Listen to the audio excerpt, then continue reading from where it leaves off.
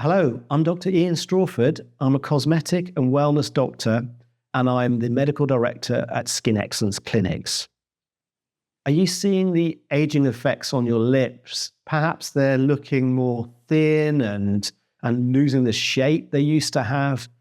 Perhaps you're suffering with those horrible, what we call smoker's lines, unfortunately, but the lines that run up and down the lips, especially the upper lips, which happen in everybody, not just smokers. Are you worried about having treatment to the lips? And we're talking specifically maybe filler treatment in coming out with one of those horrendous trout pouts, or the look that you just had a load of lip filler and everybody's going to be commenting on. Are you fearful of that?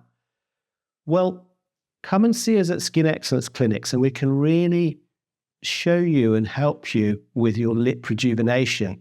And that's certainly not our experience with the many, many patients that are very happy with the treatments of the lips that they've had at Skin Excellence Clinics.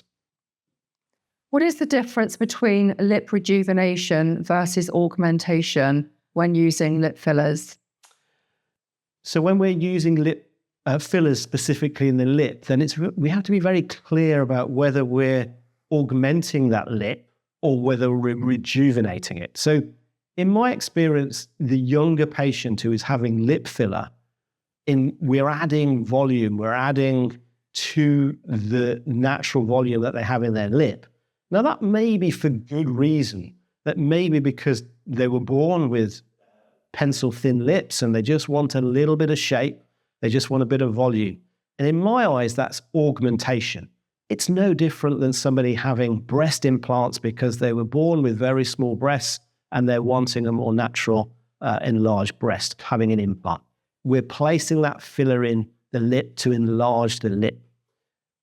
Whereas when we're rejuvenating a lip, we're actually trying to restore the shape and health of that lip, usually in a more mature patient. So we might be talking somebody in their 40s, 50s, 60s and above, where we're trying to reverse the signs of aging, which when we look at what happens to the aging of the lip, we can understand why we need to do that if we want to get a good result.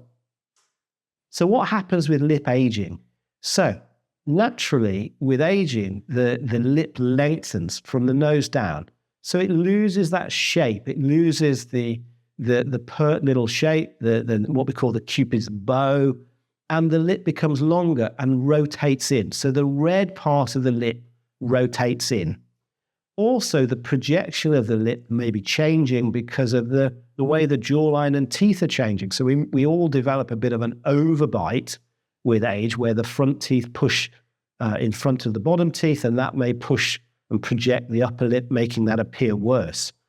And then the skin ages around the lip because the lip consists of muscle, the lip muscle, and the skin above it. There's no fat usually beneath the skin. So actually, as the skin ages, we might see lines and wrinkles developing around the lip as well. So not only are we losing the shape of the lip and it's rotating inwards, so we're seeing less of the red lip, but we're seeing changes to the skin. So when we're rejuvenating the lip, we're addressing all of that. So we can't just treat the skin and treat the lip lines. We have to treat and restore the shape of the lip, and that improves the hydration of the lip. The red lip looks more fuller and more hydrated, allowing people to start using lipstick again if they want. So we're actually rejuvenating it. And it's very clear the distinction between rejuvenation and augmentation. How are lip fillers done at Skin Excellence Clinics? So at Skin Excellence Clinics, and certainly myself, Dr. Strawford, I've met over 15 years experience with lip fillers. We do it in a very safe way. One of the ways we do is we anesthetize to make sure that everything is pain-free by injections of anesthetic. And I use a cannula, a blunt tip cannula. It's been shown that a cannula is 10 times safer to use in the lip, and we can then put a very thin layer of filler into the lip if we need to put it into the lip. But also we can free up the lines of the skin, which is called subcision, underneath the skin, that frees the lines. And then we can place tiny amounts of filler beneath those lines as well to lift the lines and improve the appearance. So we're treating the lip holistically, in my view, to give the shape and restore the skin quality within the lip itself. Is the treatment painful?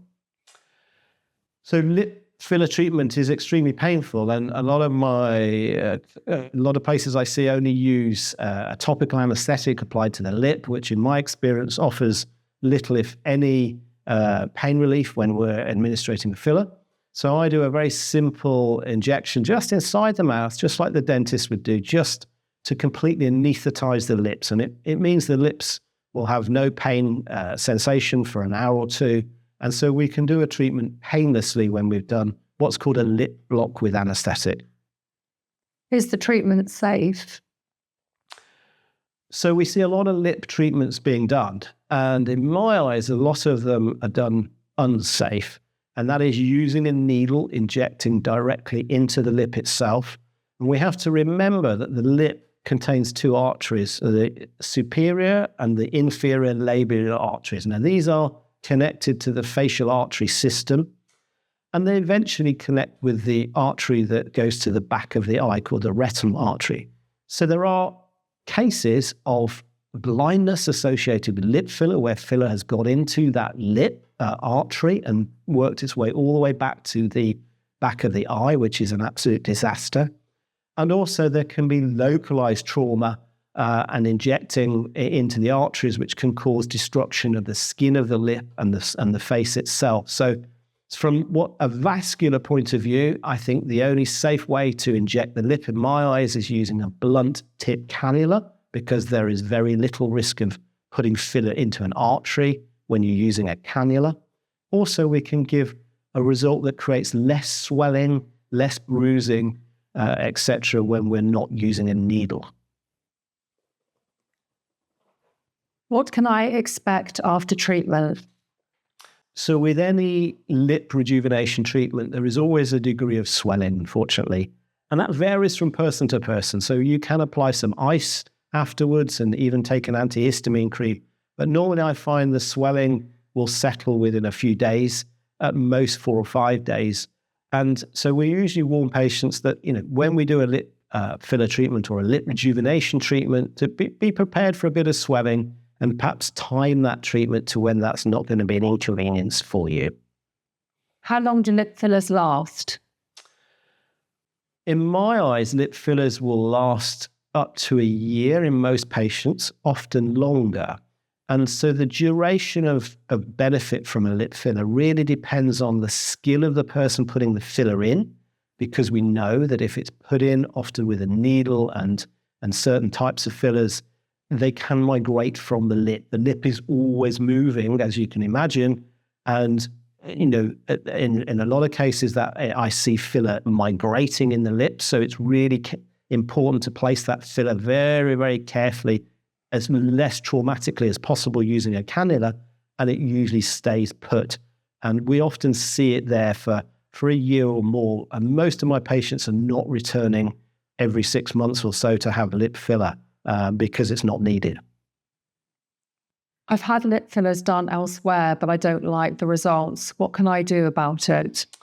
So unfortunately, there's a lot of people offering cheap price deals on lip fillers. They're often non-medically qualified, which is very scary considering the risks that you're putting yourself under having this treatment.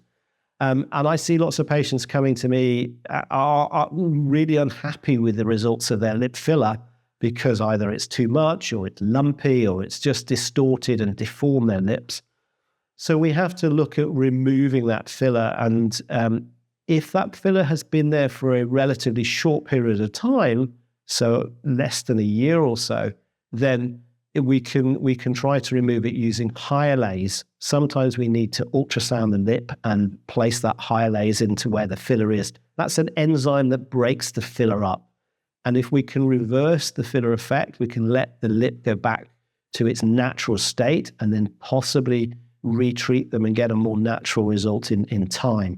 But it can be quite difficult, and it can be quite a challenge if that filler has been there for a long time, as it can often be then permanently incorporated into the lip muscle, unfortunately. So I think this is why we have to be really careful about who's doing lip filler treatments, where you're doing lip filler treatment, and how often you're having lip filler treatment, to be honest. At what age is it safe to have lip fillers, and what are the long-term risks? So again, we see a lot of very young people having lip fillers. I certainly do not treat young people or very young people in my clinic because I think it's inappropriate.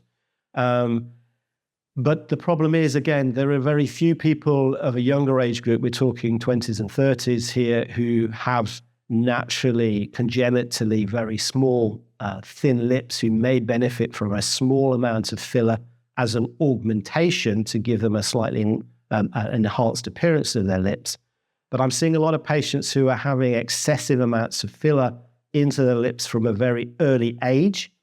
And two things will happen from that. One is it's likely that filler will migrate, and it will migrate into the upper lip and to the muscle of the upper lip, or it migrates into the jowl itself in the lower lip.